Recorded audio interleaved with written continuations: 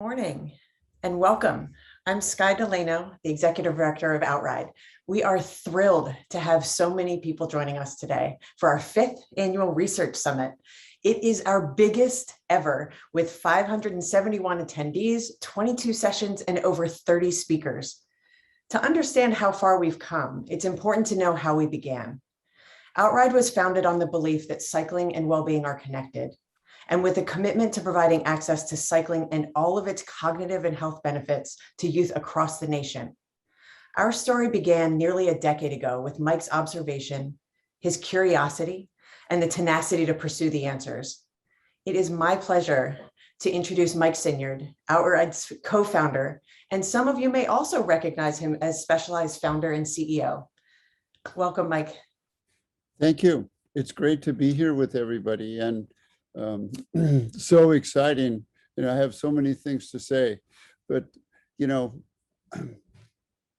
as somebody who suffered from ADHD and was a high school dropout, later I realized that cycling did change the way I was able to focus, and it was so powerful.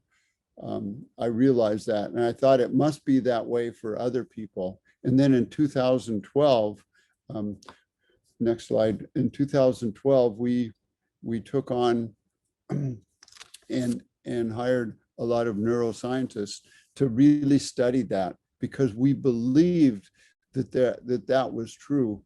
We could see it in ourselves. We could see it when we talked to children, but the initial work really proved the idea that the cycling was lighting up your brain, and not only from the testimonial of the parents and the kids, but from the actual lighting up and monitoring the brain. And that was so powerful. And then moving forward to 2016, we were so fortunate to connect up with Stanford, with Allan, Reiss, and the whole team to really dig into this much further. And through this work, which we'll talk about today, goes further to show how cycling really lights up your brain. And all sports do that, but there's something special about cycling when you're out, and the sensory and the balance, and in nature with the bike, it really lights up the brain. And it's so powerful. And from this, we started Outride. And now, with everybody's help, there's about 50,000 kids every year going through the program, through the schools. And so we can see that it's lighting up the brain,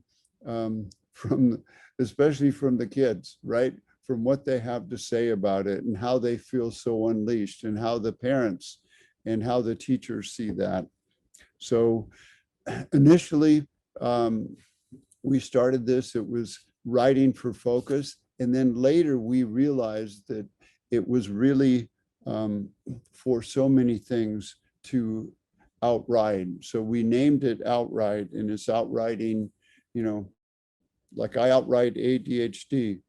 You can outride obesity, diabetes. We're going to hear some more on that today from Allan and his team, and depression and anxiety. So it's really so powerful, and particularly at this time in the world, that particularly youth need this way to escape.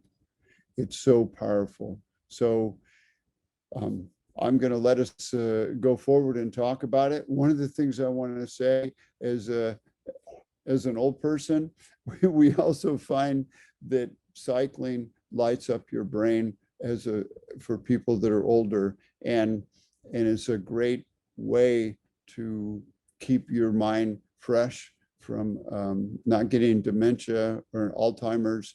And it's the same thing as it is for kids, maybe even more powerful. But right now we're focused on kids. So such an honor to be here with all of you. And Skye, I'm going to let you take it over and talk about the Outride program. Thank you.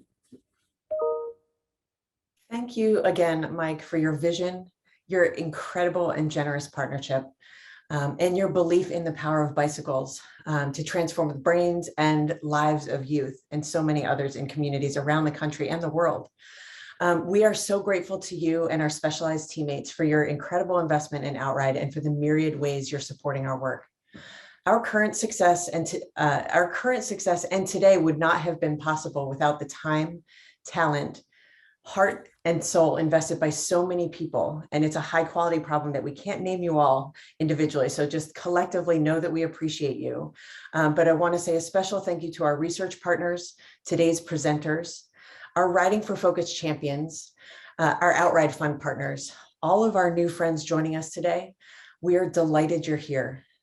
Before we dive into the research, I wanted to provide an update on our work. I joined the Outride team last July. In fact, the summit marked my second week. Shortly thereafter, we embarked on a strategic planning process.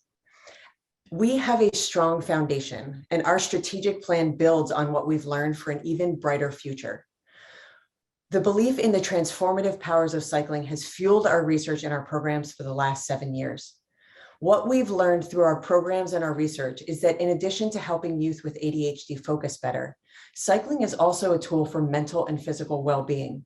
We know bicycles have the ability to improve the health of our youth. We also know they bring opportunity, agency, freedom, and joy. Yet not all youth or communities have access to bicycles or safe places to ride. We believe bicycles have the power to make lives better, and we saw a greater role for Outride to play in addressing the inequities in health, opportunity, and access that were due to the legacy of systemic racism, the pandemic, and other challenges faced in our communities.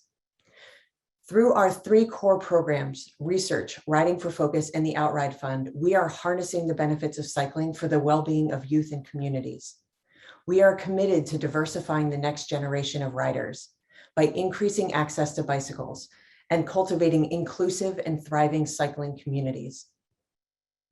Through Riding for Focus, our middle school PE-based program, we grant the bikes, helmets, teacher training, and curriculum. Since 2014, we've granted the program to 200 schools in North America.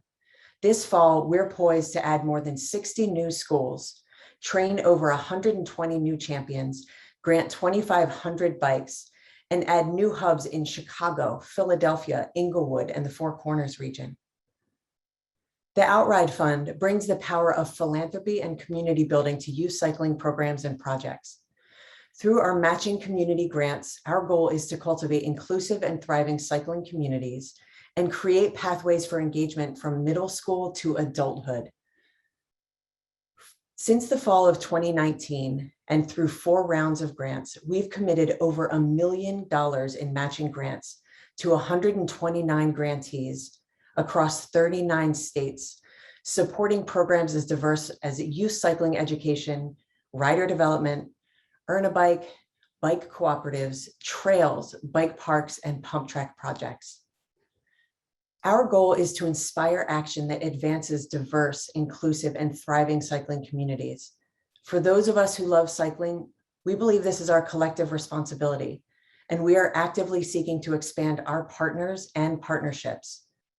We are supported by a growing community of ambassadors. This year's cohort, our largest, represents a wide range of ages and experiences, from Olympians currently competing in Tokyo to incredible parent advocates like Jerry, who's in our audience today. All are united in their passion for bicycles and dedicated to sharing their time and talents to support our youth and community. We envision a world where cycling is as widespread and accessible as going to the library, well, as it once was and hopefully will be again. As we continue to grow, we are thinking creatively and expansively about how to increase access and meaningfully engage our Black, Brown, and Indigenous communities, how we can connect and support marginalized, vulnerable, and rural youth, about our role in creating a pathway of engagement from middle school through high school and beyond.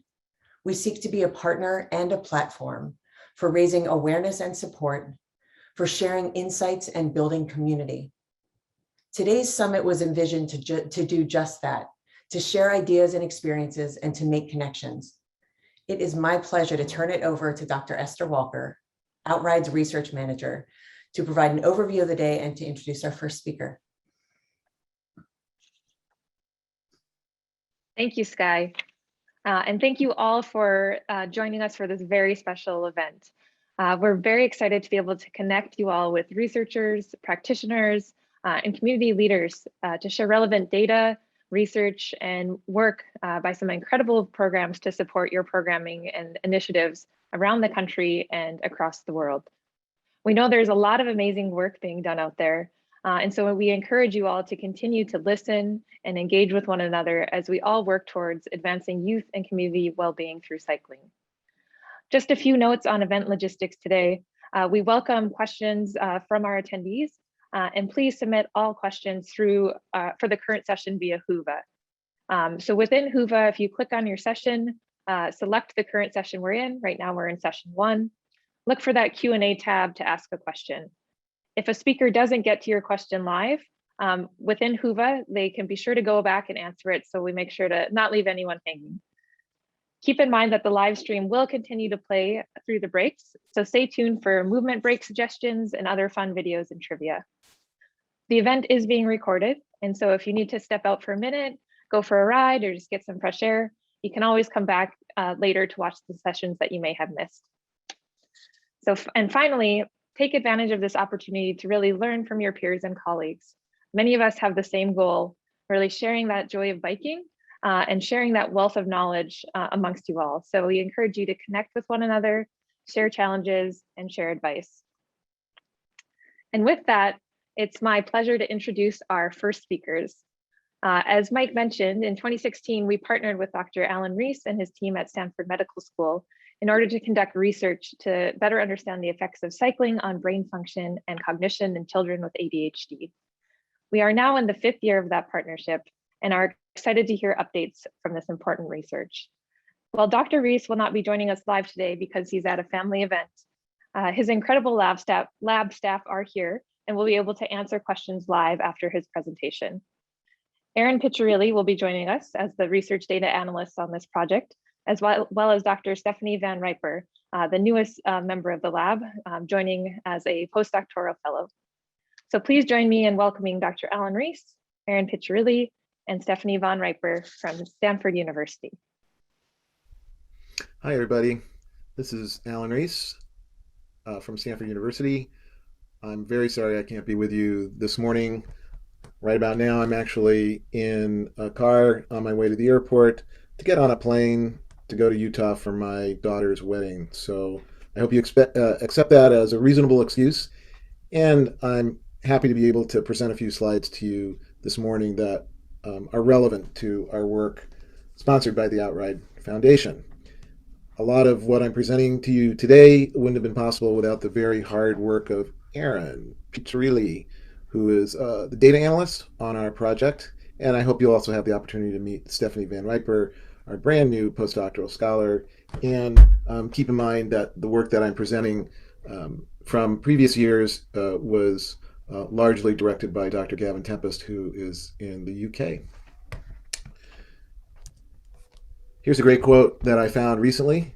"It is exercise alone that supports the spirits and keeps the mind in vigor." Some of you know that I'm actually a pediatric neuropsychiatrist and with a very specific interest in brain research associated with exercise and fitness.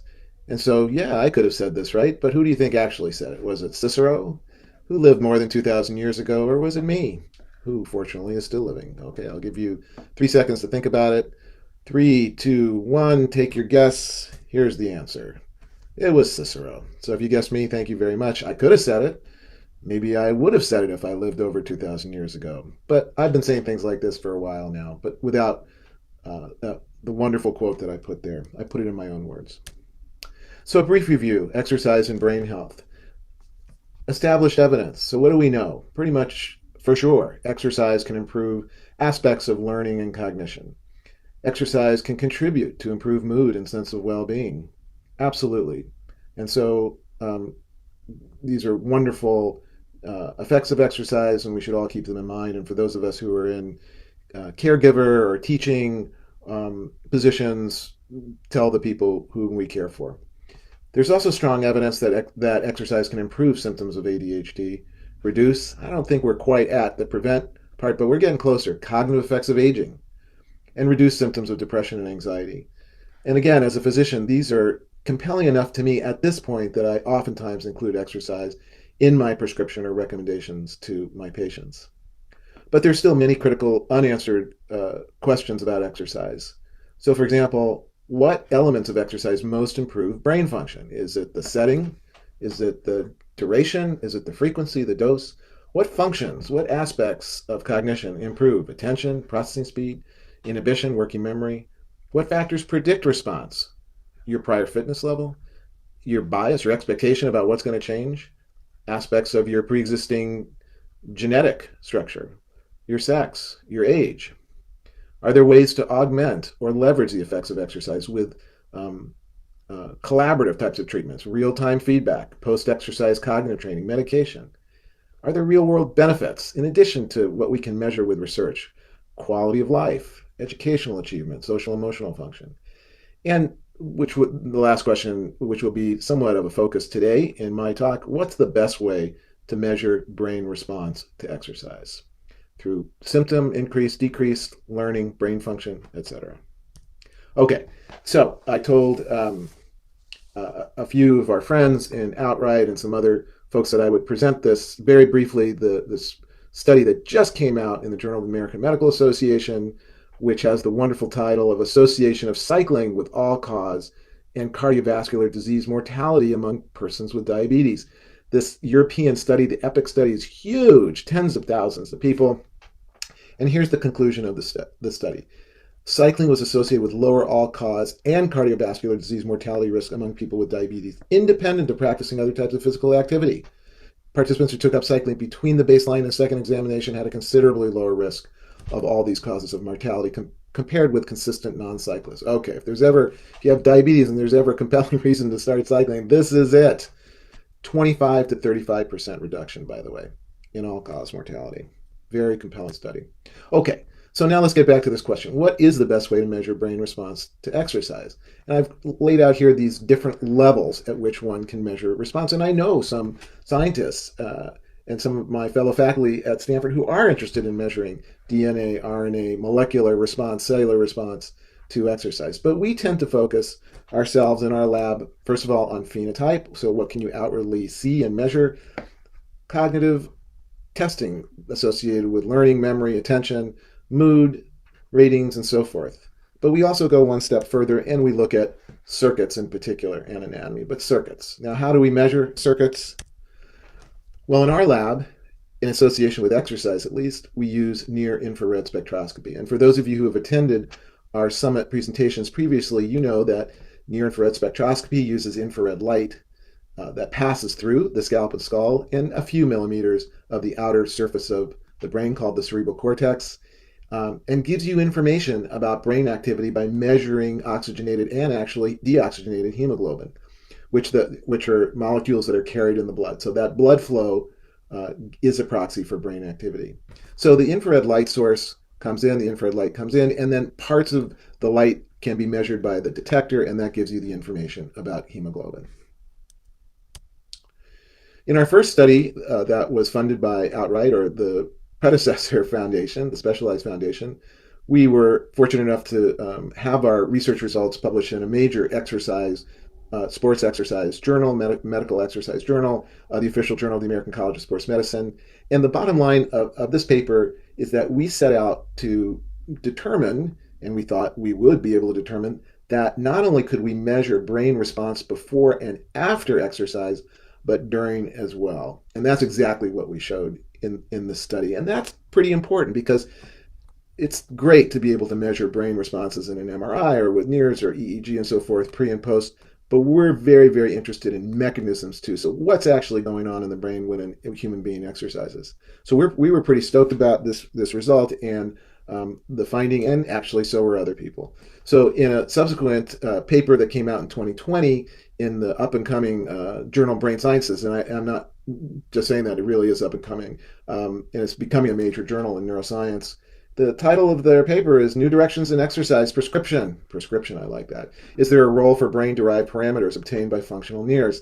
And their quote directly from their paper is the study of Tempest and et al. Supports the application of FNIRS, for example, during motor cognitive exercises, as robust cognitive tasks evoke changes in cortical cerebral hemodynamics. That's what we're measuring. Blood flow during cycling were measured by FNIRS, which are comparable to cortical hemodynamic changes observed without exercise. So now we have this opportunity to measure brain mechanisms of cognitive change associated with exercise. Okay, with that in mind, the previous years we were able to recruit adolescent research groups or research group that were divided into two subgroups. We had a total of 38 that were in the study. Unfortunately, we did have to stop recruiting in association with our colleague, Dr. Tempest, getting a really good faculty position in the UK. And then afterwards, because of course the pandemic hit and we weren't able to increase our sample size. But that being said, we did have 15 adolescents with ADHD and 23 who were typically developing. That's what TD means. We had 2 sessions on different days. We had an exercise day and a non-exercise day. And just very briefly, we would either have the individuals get their heart rate up to 65% of age-adjusted max, and then we would start using the tasks, which I'll show you in just a second, while they were wearing the NIRS cap. So it was moderate intensity cycling. Then they would stop, and then we would measure those same tasks 1 hour later, and then again 2 hours later while they were at rest on the bike.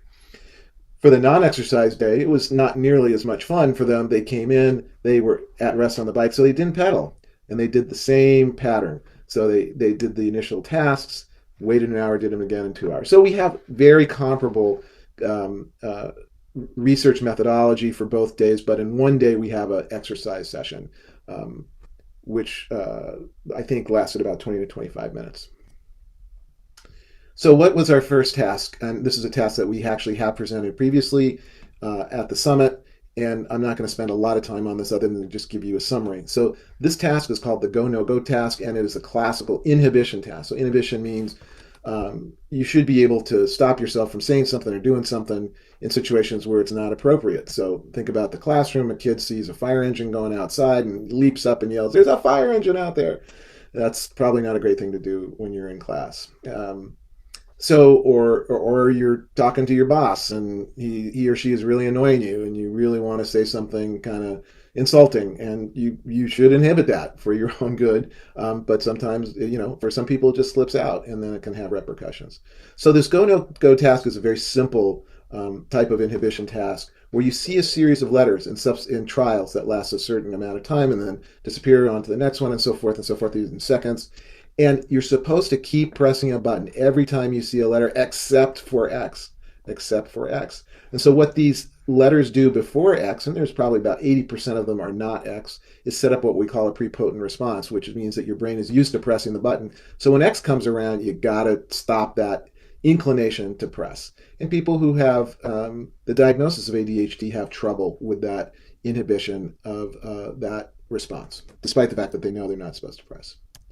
Okay, so what did we see in this study? We found that one area of the brain that forms part of what we call the frontal parietal attentional circuit, the ADHD group showed lower activity of this area of the attentional circuit at baseline, but then exercise bolstered them up, and they pretty much stayed up 1 hour and 2 hours later. Whereas the brain activity for this area in the typically developing group was consistent throughout. So that's pretty interesting. And the hypothesis here is that exercise may be having a moderating or helpful effect in the group of adolescents with ADHD in terms of mobilizing brain resources in response to this inhibition task.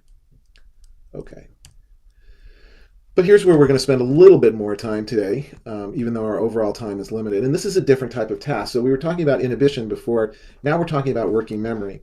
And working memory is an aspect of executive function, so that cognitive function that allows you to organize yourself in the real world. That's really important. It's the scratch pad of the brain. So if someone tells you their telephone number and you want to keep it in the forefront of your memory, you rehearse it and you try and remember it so that you can later punch it into your smartphone or your computer, write it down on a piece of paper. That's kind of a classic working memory task. Now, we have 3 different levels for our N back, and you'll see in a second why we call it N back, because there's different levels. The 0 back is hardly even a memory task at all. You're only supposed to, and this is a visual spatial working memory task, by the way. So when the dot that you see in the square, the rectangle, is up in this position here, you're supposed to press the button. Any other location, don't press it. So press, don't press, don't press, and so forth. So we call it 0 back because you really don't have to remember anything, and people are really good at this, by the way. Maybe not as good as you would think, but they're really good at it in general. Now, 1 back's a little bit more challenging. You're supposed to remember where the dot was located in the part of the screen 1 stimulus back. So you see this one, let's say first, then this one comes up, this one disappears, and now you have to go, well, was this dot in the same position here? And if you remember that rectangle previously, you say no, so you don't press.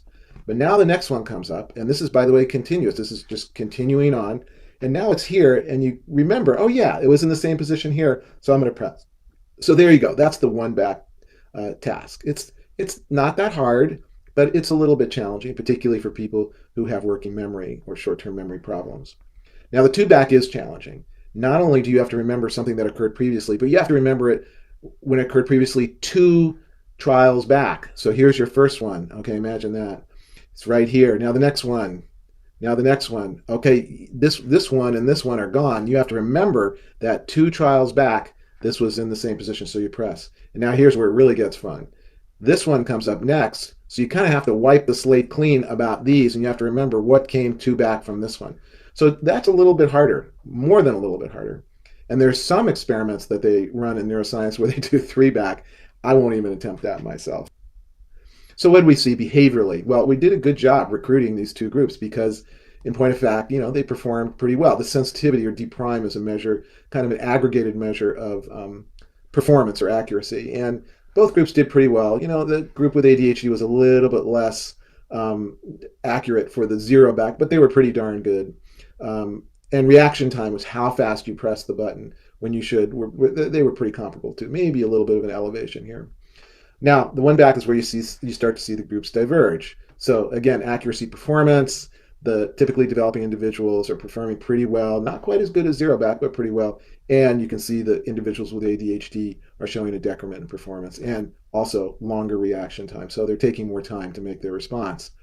2 back, that discrepancy between the groups for both performance and reaction time starts to increase even more. So yeah, we did do a good job recruiting these individuals, and we probably have pretty representative samples here. But keep in mind, of course, as I like to say, ADHD is really a descriptive diagnosis. It's not like saying you have strep throat. There are probably hundreds of different ways that one can increase risk for ADHD symptoms. So they're not a homogeneous group. Okay, so this is hot off the press. This is really a result of Aaron's hard work. What do we see between, in terms of brain activation for this prefrontal region of the brain, part of that prefrontal, parietal, prefrontal, striatal circuits? Well, for our group who are typically developing, we actually see an increase in brain activity in this area in the exercise condition, regardless of whether it's at the beginning 1 or 2 hours later versus the rest. And we interestingly don't see that in the ADHD group. And I would say it's too early to come to conclusions about that because we still have to break it down into more component parts and think about it. But what this has made me think about is that we probably shouldn't necessarily rely only on discrete groups of you meet criteria for ADHD or you don't. I would actually, moving forward, much prefer to see the continuum of abilities in children, adolescents, and adults with respect to working memory and inhibition, and see how that continuum is associated with changes in brain activation. But in the end, I'm going to let our postdoctoral scholars make that call. Okay, I'm going to conclude my part of this talk by giving you some exciting news about our new state-of-the-art ultra-portable device. I might have mentioned this last time, but we have more information about it now and a new application for it. So before, we were using the NearSport 1. It worked fine, but it was really kind of like using a toaster oven when you really want to use a full-fledged microwave combined stove, whatever. You can see what my knowledge is like for kitchen appliances. So this device is ultra-portable. It's called the Nearsport 2. It is state of the art. We not only have one of these, we have 4 of these. We purchased it and had it delivered in 2020. We were lucky enough to get this NIH shared instrumentation grant. And it was delivered in February of 2020, late February of 2020. And for those of you who have been following the pandemic, and I can't believe there isn't anyone who hasn't been following the pandemic, you know that was at the cusp of when things began to shut down. So basically, the NearX demoed these devices for us. We kind of field tested them for a few days, and then we put them in a closet for about a year. Now we've been using them more recently because Stanford is opening up in terms of research and clinical activities, but we're still becoming familiar with them, but we're very excited. These devices can be combined with MRI, so if you want to get ground truth with functional MRI for combined functional MRI and FNIRS, you can do it. You can use TMS, EEG, eye tracking, physio, etc. with this device, so it's really multifunctional, multi-capable. And this is what it looks like. It's like a small little box that weighs 1.75 pounds itself. You can put it on your hip, you can put it on your back, you can put it in a backpack, or you can just carry it with you. And of course, that's really exciting to us because now we can really do our portable, ultra portable NIRS recordings pretty much anywhere, given how light and flexible this device is. We can use single person recording. We can do group recording. These guys should be wearing helmets, by the way, sorry. And you can even do indoor recording in cycling classes, which some of you know I teach in local clubs here. So I'm going to finish my part of the talk by just giving you an update on other aspects. This is a slide I showed last year, or we showed last year, and we said we were going to recruit new postdoctoral fellow to Stanford. We get a check mark for that. Stephanie Van Riper has already started, and we will have a second postdoc starting in January, February. So we're very committed to this work. I said we were going to complete analyses of current data and submit the paper for publication. Well, we're part of the way there. We have some stairs to climb, but we are making progress, and we're hoping to get this second paper out for the working memory and go, no go with the 2 groups out fairly soon. And we want to build on current research findings to launch new investigations. And here we have a road ahead of us, and it's an exciting road because with each new postdoctoral scholar that we have coming in, we have new ideas, more creativity, and I'm anxious to see us launch these new investigations. So with that, we'd like to open it up for some Q&A here.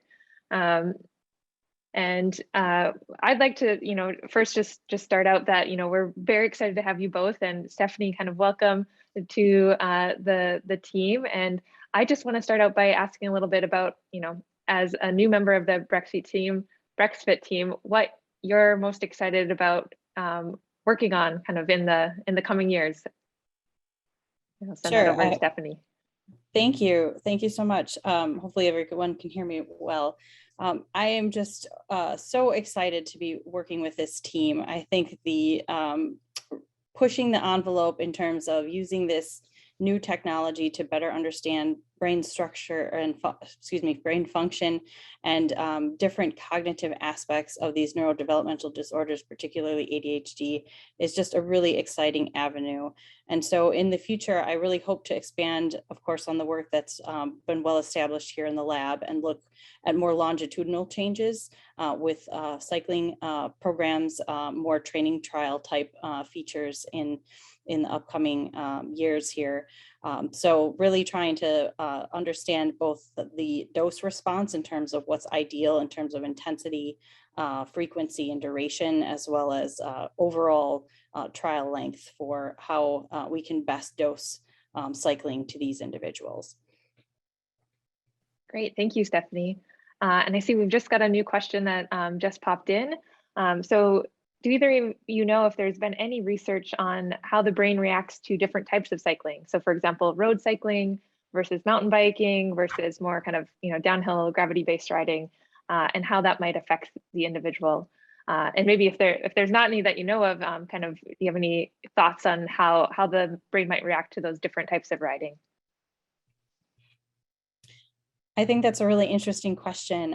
And to my knowledge, certainly being new to this field, I'm not aware of work that's comparing essentially the different modalities, the different environmental cycling paradigms. But I do know that there have been substantial literature comparing high intensity interval training versus traditional, say, steady state intensity cycling training. And so I know that there's a significant body of literature there, but I'm not as well versed in the cognitive aspects of that. My background has primarily been looking at pain sensitivity in other populations. So I'm really excited to learn this new field.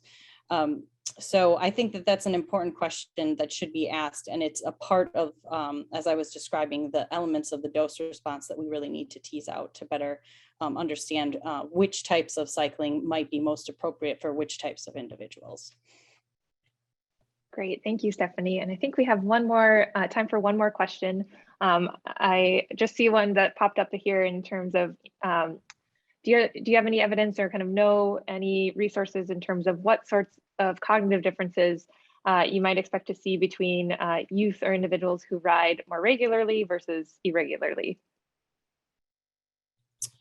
That's a great question as well. I wish I had an answer for that one. And we're really, I feel like we're really at this, like Dr. Reiss was describing in the talk, we're at this phase where we have evidence that it's beneficial, but we have yet to tease out these more finite details. So it is right at the forefront of what we're going to try and incorporate. Great, thank you so much, Stephanie. Thank you so much, Erin, for sharing that fantastic video. And with that, I am going to introduce our next speaker. So thank you both. Thank you. Thank you. And for the audience, if you have additional questions, feel free to put them on through the Whova app, and we'll see if we can share some more resources there for you as well. All right. And so for our next speaker will be sharing his research on how cycling increases feelings of energy. Dr. Pat O'Connor is a professor of kinesiology at the University of Georgia. His research explores relationships between physical activity and psychological well-being, including anxiety, cognition, energy, pain, and sleep. So please join me in welcoming Dr. Pat O'Connor from the University of Georgia. Take it away. Good morning, Esther. First question, can you hear me? Yes, we can hear you. Okay, great. So first thing I want to do is to thank Outride for the opportunity to speak today about research that's looked at the effect of a single bout of exercise on feelings of energy. So if I could get the next slide. And I want to first put this in a broader context. It turns out this topic is related to the unfortunate fact that too many adolescents in the US are not adequately physically active. And so the data shown here come from an ongoing study where a nationally representative sample of adolescents in the US are interviewed every other year. And as you can see, the percentage of high school students who engage in enough physical activity for their health, I mean, it's consistently less than 25%. And the trend is not good. So from 2011 to 2019, it's decreased. So one of the important questions is why are adolescents not active enough? If I could, the next slide. And two key reasons are that first, they feel like they don't have enough time for it as they do other things. But second, they feel like they don't have enough energy for it, or that if they go hop on a bike and ride, that it's going to tire them out too much.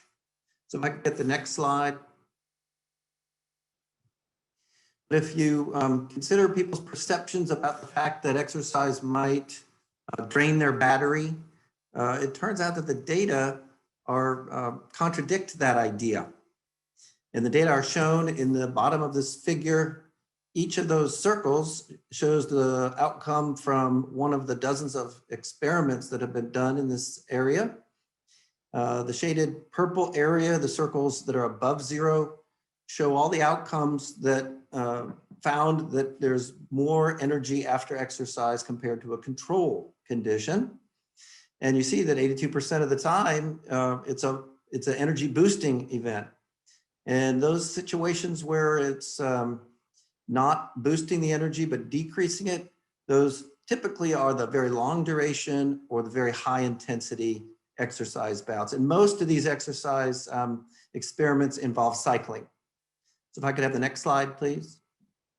So this slide gives a little more detail about one of these experiments that we did. It involved recruiting 32 young men with elevated symptoms of ADHD. They came into the lab at their first baseline testing. They had higher than normal levels of energy. And then they did 35 minutes of cognitive tasks. So no surprise that after that, they felt less energetic. So, but then they did either sitting or moderate intensity cycling for 20 minutes. And you can see that 3 minutes after the exercise, there's a very large increase in their feelings of energy. But perhaps most importantly, then when they return to do another 35-minute bout of cognitive testing, then they still had 40 minutes after the exercise more energy compared to the sitting controls. Now, the effect doesn't last forever, and 1 to 2 hours later, then the effect is back to baseline. And if I could have the next slide, please. So really one of the key messages from this whole literature is that the people who get the biggest boost from cycling in terms of feeling more energetic are those who have the least energy at the baseline. And then if they do at least 20 minutes of low to moderate intensity exercise, that seems to be the sweet spot for boosting energy. I could get the next slide, please. So the next thing I want to talk about is why is it that typically people feel more energetic after cycling? And I'll come at it from 3 perspectives. One is brain neural activity. Another is the negative effect of sitting in a control condition. And the third is the potential that it's all a placebo. So if I could get the next slide. So for example, in drug studies, the drug is compared to a placebo, and many people will respond positively when they get something that looks like a drug but isn't a drug, the placebo. So we thought we would pursue that idea in terms of exercise. And so we dreamed up a placebo cycling. It used equipment that is typically used by people who've had a spinal cord injury. So they can exercise, and the machine does the exercise for them. So their limbs are moved for them. So in this experiment, we had a placebo condition where people's limbs were moved for them, and then a regular cycling condition. And as you can see from the data shown in the slide, that there was a typical increase in feelings of energy with regular cycling, but the placebo or passive cycling really didn't produce that effect. So even though there's not many experiments of this type, and there's certainly no consensus about the best way to devise an exercise placebo, we think the weight of the available evidence suggests that the fact that people feel more energy after exercise, it isn't all a placebo effect. If I could have the next slide, please. Another consideration with acute exercise studies, the exercise is compared to a control, which is typically a sitting control. And the interpretation is based on the difference between those 2 conditions. So it's at least possible that exercise could have no improvement in energy, but there's a big decrease in the sitting control. And when you subtract the sitting control from the exercise, it looks like exercise is having a positive effect, unless the investigators separate these things out, which they don't always do. So we looked at all the studies that have been done that have included data for the sitting control and the exercise. You see the data here. And so yes, sitting for 20 to 40 minutes does produce a reduction in energy, but there's a bigger effect of exercise. So these studies that report more energy after exercise, it's not all because of the negative effect of sitting. So if I could have the next slide, please. The likely cause for people feeling more energetic after exercise is because it activates multiple brain neural circuits. And this slide shows kind of the most likely candidates. And you can hopefully see that there are these dopamine neurotransmitter systems, norepinephrine, serotonin, acetylcholine, and histamine. And you can see the colored projections throughout the brain. The anatomy and the circuits really support that exercise stimulating these neurotransmitter systems can activate or energize the brain. So there's studies mainly in animals that show exercise activates these neurotransmitters, and studies in humans that support that these neurotransmitters help people to feel more energetic. One caveat is that some of these neurotransmitters actually have the opposite effect. And so adenosine is an example of that. You can see the adenosine receptors highlighted in red in the brains on the top right. And if you are drinking caffeine at this moment, that works by blocking the adenosine receptors in the brain. So you're feeling more energetic by blocking adenosine receptors. So now I want to just touch on 2 experiments where we tried to manipulate brain levels of neurotransmitter. And thank you for going to the next slide. The first one takes advantage of the fact that light increases brain serotonin. So there's a retinohypothalamic tract, and if you can activate that with light, it will release serotonin. Our take on this was to put riders very close to an indoor light source, a very bright light, and then manipulate the amount of light reaching their retina using sunglasses. So with the clear sunglasses, most of the light got to their retina. And then with the darker sunglasses, less light on the retina and less serotonin stimulated. Next slide, please. And this slide shows the results of this work. The exercise that included the low and moderate amount of light is shown on the left and in the center. And you can see there's very little change in feelings of energy with those 2 conditions. But when exercise was combined with the brightest level of light, then you could see that people reported feeling more energetic. And indoor lighting can't mimic the much brighter light outdoors. And so there's not a lot of research on this, but there's at least 2 studies that show greater energy boost when exercise is done outdoors compared to indoors. If I could have the next slide, please.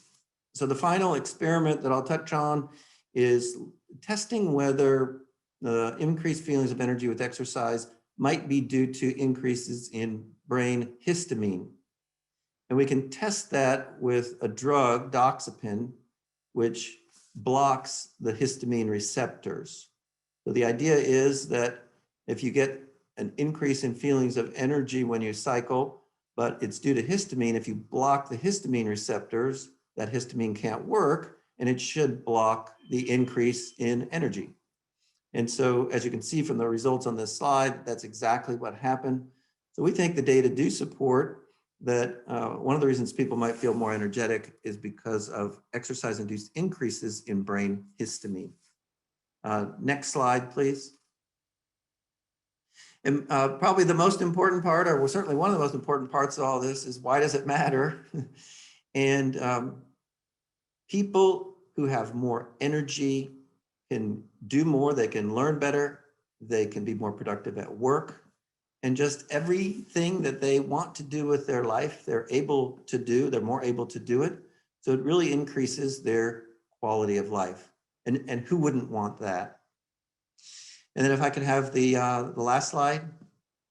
And so here's a summary. I don't want to read all of these points. They reiterate the things I've said, but what I do want to emphasize is the very last point. And there's this paradox that when people are asked, hey, let's go cycling and go work out or just have fun, they oftentimes say they don't want to do it because they feel too tired. But then on the other hand, the exercise helps them feel more energetic, but it's very hard to get them over the hump on that. So I really have not been figured out a way to resolve this problem. And I think this community, maybe enough smart people in the room would be able to come up with the right ways to communicate that message to people so that more people could enjoy cycling. So that's my presentation. Thank you very much. Thank you so much, Dr. O'Connor. We have a couple minutes for questions. And so as before, if you have a question, feel free to submit it via Whova. And so I just want to start by kind of maybe getting a different perspective from a question we heard earlier, but it would be interesting, I think, from the kinesiology perspective is, what sorts of, cognitive and brain differences we might expect to see in youth who ride more often versus those who are relatively inactive. Right. So there's a literature on that. And the biggest effects that you see are for improvements in working memory or short-term memory. And also some improvements in attention, especially executive function. And these effects are not especially large, they're moderate sized. And that's, in laboratory experiments, and that probably underestimates the real effect that you would see if you have people outdoors. And also there's very little attention looking at what happens with group rides, because anybody who's ridden with a friend or in a group or on a trail, they know that that's a much different experience than, okay, I'm gonna go to a lab and cycle. It's so static and kind of stale. And so, one of the things that people are doing along these lines too is using virtual reality to simulate the real world. And so if the weather's bad, that can be an option, I think, in the future going forward, where you can get a little more benefit by stimulating the brain in a novel way.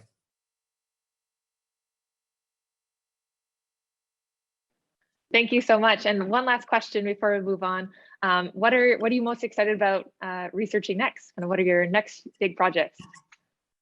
Well, you know that we're just starting a experiment to look at the effect of exercise on the acquisition of a second language in adolescents who have ADHD.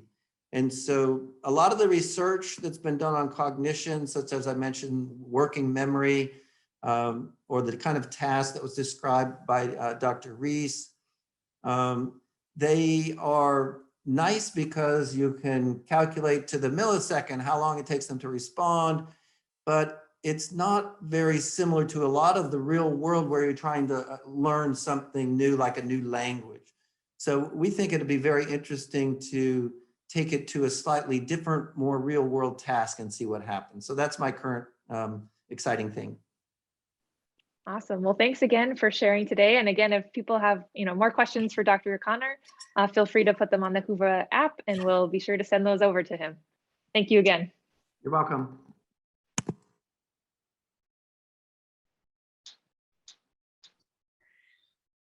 Good morning again. This is so great. I am learning so much. Hope you all are enjoying yourselves. Get on Whova, ask questions. It is my pleasure to reintroduce Dr. Esther Walker. She's our Outride's research manager and oversees all of our research program and collaborates with a wide range of researchers and community organizations to better understand how cycling can help youth and their communities become both happier and healthier. Dr. Walker is also very passionate about sharing stories through data and helps to equip cycling programs with educational tools and reports that demonstrate impact. We're so lucky to have her on our team. Please join me in re-welcoming Dr. Walker. Thank you, Sky. As we've all seen, after this last year with youth facing stressors of COVID, compounded with injustices faced across the country, has really led to an increase in anxiety and depression amongst youth. And so what we've really seen is riding has provided youth with a really much needed outlet over this past year. And while our school-based Riding for Focus programs looked a little bit different this year across the country, we still learned quite a bit about the power of getting youth outside to ride, particularly after such a challenging year. And so today I'd just like to share a little bit about some data we've collected this year around Outride's Riding for Focus program. There's so much I'd want to share with you today, but we're going to kind of keep it to a few high-level points, and I'm happy to kind of talk to you all more in detail on Whova or kind of over future conversations in terms of what we've learned. And so just a very brief overview of our Riding for Focus program. It's truly kind of a programmatic kind of collection of things that really help focus increasing access to safe cycling opportunities for youth. We provide the curriculum, the equipment, teacher training, and kind of program support staff to really kind of set you on a path for success. Really focusing on, developing that lifelong love of physical activity and cycling within youth. And so the program's made up of 12 progressive modules, and we really aim for that kind of 6-3-20, so that consistency of riding, hoping for around 6 weeks of implementation, 3 days a week, and riding for at least 20 minutes. Though, as we've learned over this past year, implementation can ultimately look different from school to school. And another key component is that we have the data collection program built in. So we send out Qualtrics surveys before and after the unit to really try to make it easy to understand the impact of the program, as well as how we can continually improve what we're providing to the teachers, the students, and the schools. So this year, just a really quick overview. Though many schools, as I mentioned, were unable to implement due to COVID restrictions, by the spring there were some schools opening up, restrictions being lifted, and so we do have a sample of schools that were able to share data that I'm going to talk about today. So just a quick overview, we have a mix of quantitative and qualitative responses from our surveys, and so today I'm really going to report some high-level stats, reporting some baseline data, and focusing mostly on those qualitative responses of the student and teacher experience. So in terms of our baseline surveys and what we've learned over the past year, in line with other reports, student habits around sleep, screen time, physical activity are really less than ideal. So we know that the CDC recommends at least 8 hours of sleep a night for teens, and 60 minutes a day of physical activity. But what we see is that there's a stark lack of sleep, lack of physical activity, and really high levels of screen time, particularly after this year, all of which can really contribute to poor mental and physical health. And so really making it all the more important for youth to get out and find ways to kind of be active.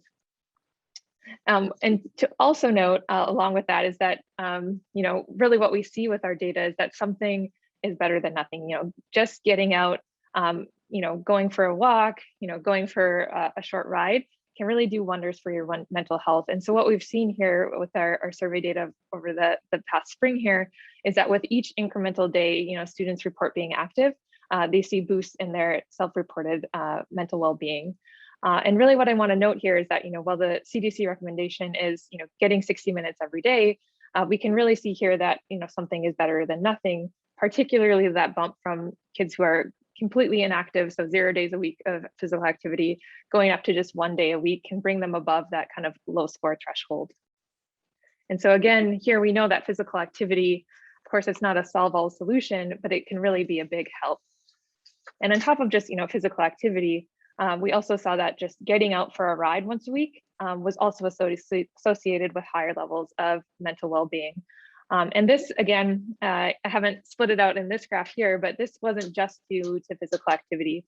Both students who are active and those who are relatively inactive both see this trend. So really just getting out for a ride at least once a week can really do wonders to kind of lift student mental health. We've also seen that not all youth have access to bikes to ride, and on top of that, not all students know how to ride. So what often comes as a surprise to our middle school teachers is that by middle school, not every student has really learned to ride a bike, and many don't have access to bikes at home. And so what we see is that across all of our schools, about 10% of students don't know how to ride a bike. This can vary widely by school, with some schools up to 20, even 25% of students never have ridden a bike.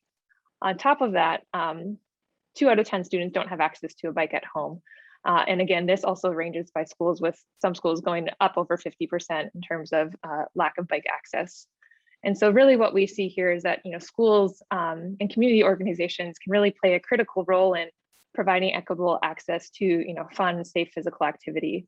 And so really what I want to talk about today is really what happens when you give students bikes to ride, a pathway to learn and to ride safely with their peers. And I'm not going to read all of these quotes, but I really wanted to just tap into the student experience. And when we ask youth across the country, what they like about riding, the same themes emerge over and over again. The sheer fun and joy of riding, the freedom and this escape it provides them, particularly after a year like 2020. And also just having an activity to be able to enjoy with friends and family. This was also reflected in our survey data. So most students, regardless of gender, reported having fun in the majority of their writing for focus classes. And this stands in stark contrast to what we saw in terms of their perceptions of PE class in general, where only 20% of female students reported PE as one of their favorite classes, and 50% of male students reported really enjoying PE. So really cycling seems to be kind of leveling out in terms of all students really enjoy the opportunity to get out and ride during the school day. Beyond having fun in class, we also see the vast majority of students are really excited about continuing riding outside of class. So across gender, race, socioeconomic status, students are really excited about getting out and riding, having opportunities to ride beyond the school day. Another thing I wanted to point out here is that it's not just they just want to ride. We also kind of dug into a little bit of what types of riding and activities most interest them. And what we can see here is that above and beyond that, students really just want to get out and ride with their friends. And on the opposite end of the spectrum, things that are least interesting to them are really not really being that excited about racing and not really being excited about riding to and from school. One other thing I want to point out here, though, is that this isn't just the same across all students. When you actually split across by gender or by race, you see some really interesting differences across students. And so what we can see here, for example, really riding with friends is really important to female students, whereas they're maybe less excited to ride on the trails. We also see kind of that female students are much more excited about riding with their family and really not that enthused about racing opportunities. Another example, I don't have another chart here, but when we split the differences by race, we also see a stark contrast in terms of preference for riding on trails, where about 70% of our white students were really excited about getting out and riding on trails, whereas fewer than 50% of our Black, Asian, and Latinx students were excited. We're excited about riding on trails. And while I don't have the exact reasons why, we actually have Dr. Reed giving a presentation later that might tap into a little bit of kind of how we can kind of increase excitement and engagement across the board for trail riding. Now, beyond the student perspective, it was also really critical to check in with kind of the teachers. And so kind of how is it implementing the program? What challenges are they facing? What successes do they see? And so for this year, we had responses from 84 teachers. 50% of the schools we surveyed were able to implement the program in some form despite COVID, and really provided insightful feedback for continued improvement. And so I know I'm running out of time here. So these are some of the top themes of the teacher successes. But I think also importantly, it's important to bring to light the top teacher challenges. And I'm actually going through the kind of Whova community app. I think many others are facing the same challenges as well. So being able to come together and share ideas and resources to overcome these is going to be critical. And so really kind of considering the needs of different levels. So students who have never learned to ride a bike, that 10 to 20% of students, with the students who are off racing in kind of NICA leaves every weekend, really kind of how to bring those together, maybe coming up with creative ideas for having experienced students to lead those who are new. And another critical thing I wanted to point out here were the adaptive options. So we're really working on learning from schools who have implemented options, realizing that every school's needs are a little bit different, and really kind of drawing attention to potential community partnerships to share as a resource for those who need to implement adaptive options as well.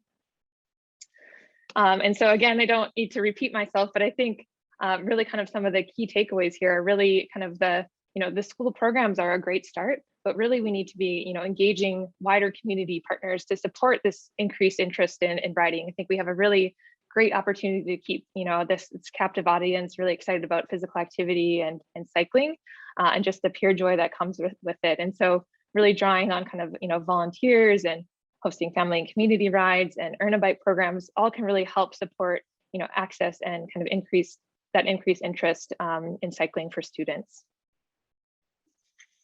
And with that, I hope you've been excited to hear a little bit about what happens when you give, kids access to bikes and a pathway to ride. And again, I encourage you all to kind of jump on Whova, share resources, and really kind of we can all work together to, help get more kids on bikes. And with that, I hope I left a couple of minutes for questions. You did leave a few minutes for questions. Thanks so much. I'm curious, like, what are, one of the questions that came in was, what have you captured about how students feel, like before and after the ride? And kind of a second part, is that compelling for getting other kids to ride? Yeah, I mean, I think one of the questions, I haven't gotten into it as much today, is we do actually ask them, would they recommend their friends to ride as well? And the vast majority of them are yes. And I think that really leans into that social component of, kids just want to, the students want to get out there and be able to ride with their friends. And on top of their friends, being able to ride with classmates they might not normally interact with has been kind of this really kind of, leveling ground for the students. In terms of capturing how they feel, I think, the qualitative responses of just like the sheer joy. And I think one of my favorite responses is when I pedal, it feels like I'm swimming through the forest on land.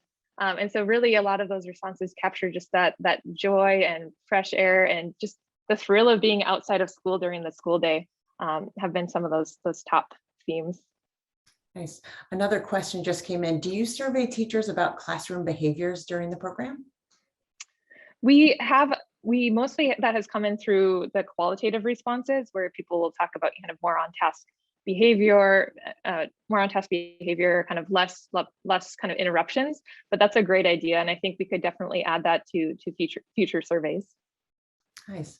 Another question had come in. Has there been any research done on how the brain reacts to different types of cycling, road versus cycling versus mountain biking versus like gravity-based riding, and how it affects students? Oh, so that was one from the first session. And yeah, Stephanie gave a great response in that, there are likely to be, some differences based on the types of, exertion those require, as well as kind of the surrounding visuals that you're getting in each of those types of riding. But yeah, great seed and question for future studies for sure. Mm-hmm. Do you, another question came in about bike infrastructure. Does it make a difference if kids have access to trails versus if they're just riding around a track? That's a great question. One thing I will say from the qualitative student responses is that students love variety. And so if you only are able to ever put them on the running track, they will eventually start to get bored despite, having the excitement of riding with their friends. So being able to, switch it up a little bit. Of course, not everyone has access to trails, but even within the schoolyard, making different tracks, that can kind of increase student engagement. But in terms of just schools who have access to trails versus, riding on the road or a running track, I'll have to divvy up the data that way and see if we have any interesting differences. Nice. Another question came in. Any information about the role of parental or family support for mental health benefits of cycling? Or is it primarily the principal and teachers that are playing the most active role? In this particular case, it's really kind of the teachers and the coaches that are involved, but we do have a couple of schools that, that have really thriving programs. And a lot of that has been due to kind of increased involvement with the parents and hosting community rides and parent rides and getting volunteer days to help work on, bikes and trails. And so I think, yeah, the more buy-in by the larger community and not just the teachers, but also the parents is huge. Nice. Well, we are out of question time, so I'm going to hand it back over to you to introduce the next session. But I will add, yes, this data is available. Her charts are in fact excellent. We agree, and we'll share that information about how to access those afterwards. Take it away, Esther. Great, thank you. So now I'd love to introduce our partners at the University of Wyoming, Professor Tristan Wallhead, as well as, oh my goodness, I'm sorry, Tamara, I always keep messing this up, who are going to tell us a little bit more in depth about their Riding for Focus program at the University of Wyoming. So take it away. Thanks, Esther, and nice segue, I think, from some of the presentation that you made. I'm a professor at the University of Wyoming, and I want to thank my collaborators here, Cynthia and Tamara, who are working on this project in Laramie, Wyoming. And really, we're looking at this idea of taking taking it out of the gym and really looking at the impact of riding for focus on how it impacts students' motivation to bike during extracurricular opportunities. Next slide. So as Esther nicely described, really the impacts of riding for focus on students. And just a little bit about Laramie Middle School and Wyoming, if you're not familiar with this state. We've had the bikes in the Laramie Middle School since 2018. So the teachers have been delivering the Riding for Focus program since that time. The environment here is very open to biking. There's an extensive trail network. Also, many of the roads, many of the main roads have cycle lanes. But we were struggling with the fact that these students were biking, irrespective of their experiences within the PE curriculum. And so really this project is really looking at how and whether students take up biking outside of their PE curriculum. Next slide. Esther talked about Riding for Focus increasing middle school students' motivation for biking in PE, but also teachers reporting the students' interest in extracurricular biking opportunities. My particular research area is using social cognitive motivational frameworks to really examine this old idea of transfer. What do kids take out of physical education and use in their leisure time or extracurricular context? And so that really was the premise for this study. Next slide. So one of the mechanisms to look at this whole idea of transfer from PE to extracurricular is using what a social cognitive framework called the transcontextual model of motivation. This is a very busy slide, but basically what we're talking about here is that within physical education, we're looking to develop pedagogies or ways of presenting content in biking or in other activities where the teachers provide a lot of autonomy support in the way that they deliver the content. And really what we're looking to do is develop students' self-determined motivation, or in other words, their motivation to engage on their own. And so what we're looking for here is that there's an impact, a positive impact on students' autonomous motivation. We can get kids to move through controlling mechanisms, but they're not necessarily the ones that will transfer to the leisure time context. And so a key relationship within this model is this transfer to the leisure time context.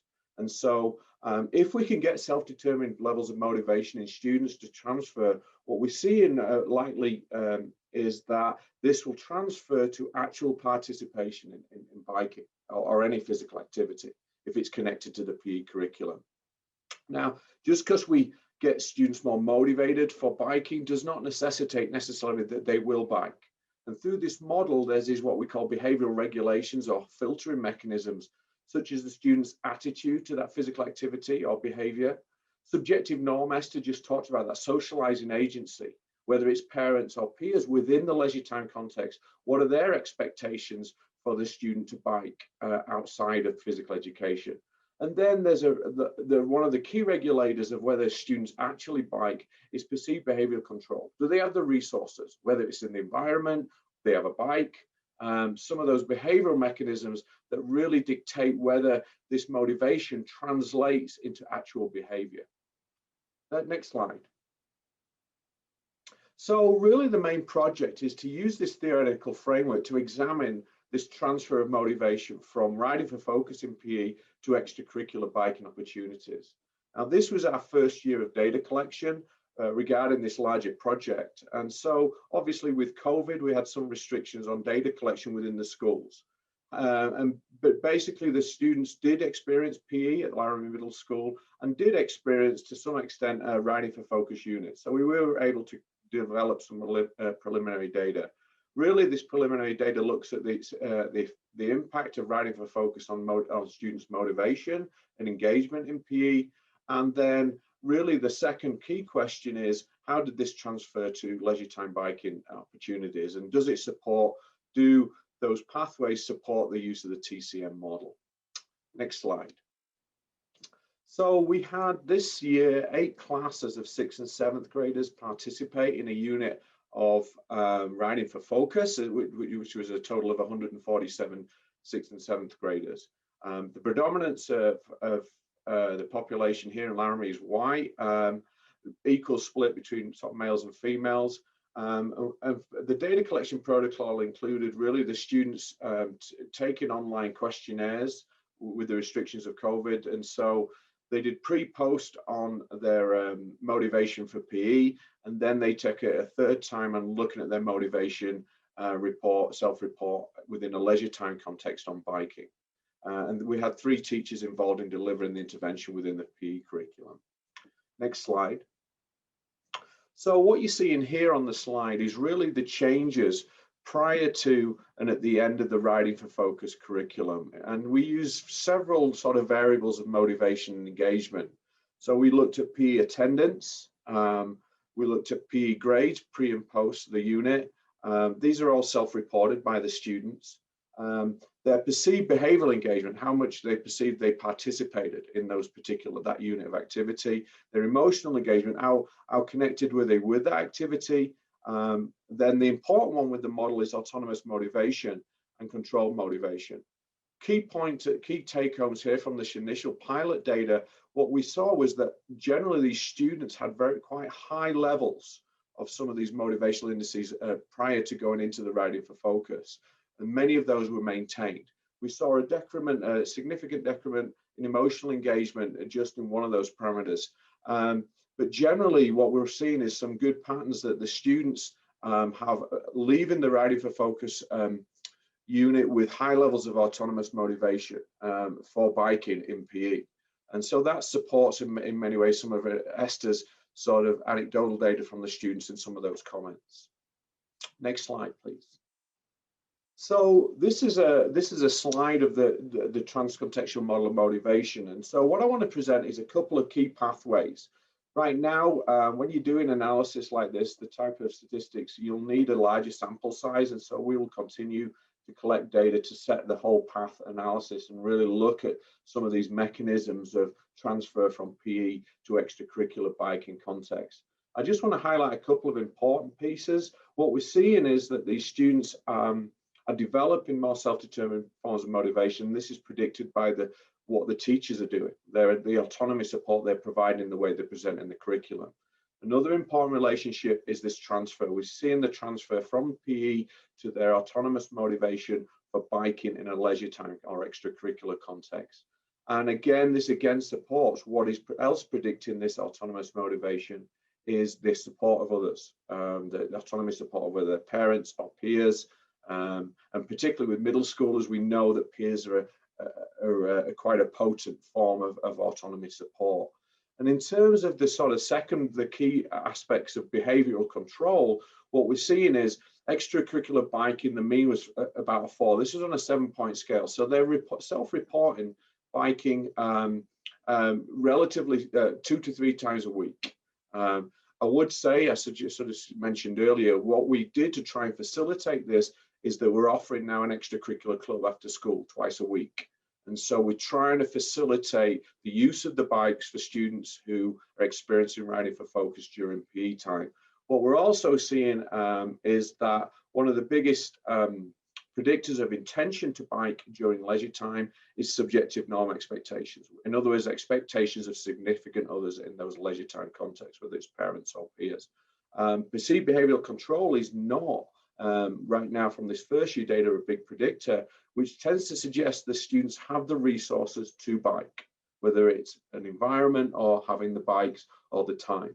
And so the attitude to biking is also a relatively strong predictor of intention. Next slide. So in sort of summary, really, what we're seeing is that the Riding for Focus curriculum in PE really maintains their attendance, grades and engagement and autonomous motivation for physical education and specifically biking. This self-determined motivation, it looks like it's transferring to their biking behavior, which is helping to predict a relatively positive participation rates in biking outside of curriculum time. And that subjective norm expectations, in other words, significant others is showing to be a powerful predictor. And so what do we do to work into this next year? What we're going to do is really work on that and work on this extracurricular biking club and trying to get these socializing agents, usually their peers, to get students to participate after school in their social groups and try and facilitate their extracurricular participation. And that's all I have. Oh, next slide. Thanks to Outride and obviously for the work and efforts of the Laramie Middle School teachers who are delivering this curriculum. Thank you so much. We have time for a couple questions, and one question I wanted to bring up, and I know I've been seeing this in the Whova, is that I think a lot of people will be interested in that pathway from the in-school, the curricular riding for focus, to kind of developing that after-school club. And I know you're not necessarily leading the club, but do you have some insight into kind of how that was created, who runs it, and kind of how to kind of get the students from in-school to the after-school club? Yeah, and I think setting up the after schools club, particularly this year, was quite challenging because of COVID restrictions and a lot of external agencies. We have a biking community who are willing to come in and offer the club, but we weren't allowed to do that. So they were keeping the schools quite insular because of COVID restrictions. And so what we did is we had a couple of passionate teachers, actually, that were not the PE teachers, getting the local bikers who are, perhaps in your middle school, you've got some other teachers who are really passionate about biking, and we offered them and they ran the club twice a week. And so I think trying to build on this community capacity, and that community could be within your schools and other teachers. It's not necessarily the physical education teachers. It could be those that maybe want to offer the club.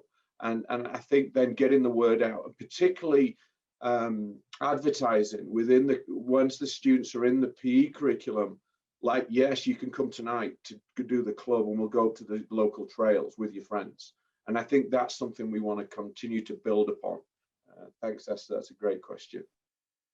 Great. And I have just one more question. So in yours, in this particular sample, you didn't see a big influence on, whether the kids have, access to bikes or, that kind of, I forget the technical term you used, but how might you see this model playing out differently in schools where, biking might not be a big part of the culture or the community? Yeah, and I think that came out, the sort of variable was called perceived behavioral control, which is really evaluating, do I have the resources to bike? That means that could be like an environmental barrier, or it could be having a bike. And so I think what we'll see is, what we wanted to learn by this research is, what are those barriers, or what are those positive influences? And they could vary across context.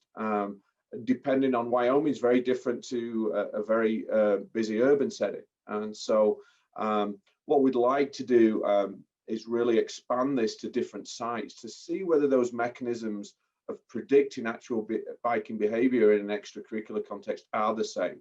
And so that's really some room for growth, I think, in this work, is comparing different contexts and what are those barriers or facilitators of actual behavior within the leisure time context. Great, thank you so much. I think we've run out of time for questions, but I'm sure there'll be a lot of exciting attendees popping more questions in the Whova app, so we'll be sure to forward those over. So thank you again for your time and your exciting presentation, and we look forward to seeing what's next. Thanks, Esther. And so with that, it's time for our first break. And so for the next few minutes until 10:10, we'll be hosting an active movement break. So, we'll be also sharing slides about our programming and some fun video testimonials from some of our, students and teachers. So we encourage you to take this time to get up, move around, get some water. And, we could also kind of check out the app, and we'll see you back here at 10:10.